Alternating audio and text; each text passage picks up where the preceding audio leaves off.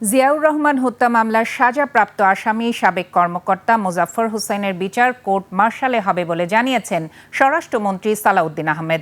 একই সঙ্গে জানান, মিয়ানমার সীমান্তের ১০৯ কিলোমিটার এলাকা জুড়ে কাঁটাতারের বেড়া নির্মাণের পরিকল্পনা করছে সরকার। পাশাপাশি সীমান্তে পুশিন ঠেকানো এবং বিজিবির সক্ষমতা বাড়াতে নতুন উদ্যোগের কথাও জানান স্বরাষ্ট্রমন্ত্রী। রুমি হাসানের ক্যামেরায় সুবর্ণা মেহজাবিনের রিপোর্ট। পিলখানায় বিজিবির সদর দফতরে বাহিনীর ঊর্ধ্বতন কর্মকর্তাদের সঙ্গে মতবিনিময় সভা। স্বরাষ্ট্রমন্ত্রী সালাউদ্দিন আহমেদ জানান, জিয়াউর রহমান হত্যা মামলার সাজাপ্রাপ্ত আসামি মোজাফফর হোসেনের বিচার হবে জেনারেল কোর্ট মার্শালে। তাকে আমরা গ্রেফতার করে সেনা আইনে বিচার করার জন্য আমরা সেনাবাহিনীর কাছে হস্তান্তর করেছি। জেনারেল কোর্ট মার্শাল করে সম্ভবত তার বিচারটা নিষ্পন্ন হবে।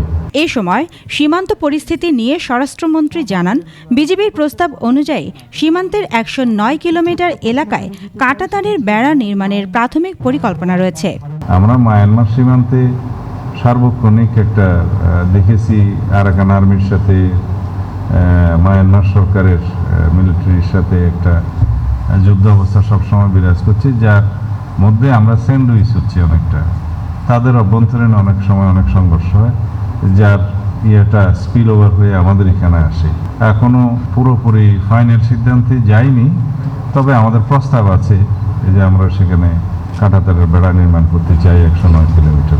পুশিন প্রসঙ্গে স্বরাষ্ট্রমন্ত্রী বলেন, বাংলাদেশে কাউকে জোর করে ঢুকিয়ে দেওয়ার কোনো চেষ্টা সফল হয়নি। কোনো ব্যক্তিকে বাংলাদেশি দাবি করা হলে কূটনৈতিক প্রক্রিয়ায় তথ্য যাচাইয়ের পর আইন অনুযায়ী ব্যবস্থা নেওয়া হবে।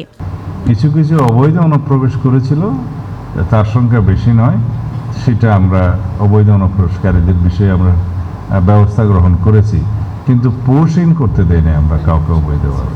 বিজিবির জনবল বাড়ানো, আধুনিক সরঞ্জাম সংগ্রহ, নতুন অবকাঠামোর নির্মাণ এবং হাসপাতালে চিকিৎসা সেবা উন্নয়নে সরকারের পরিকল্পনার কথাও তুলে ধরেন স্বরাষ্ট্রমন্ত্রী। আমাদের বিভিন্ন রকমের অ্যাক্টিভিটিস আছে বিজিবির। সুবর্ণা মেহজাবিন, ২১ টেলিভিশন। বাইরেও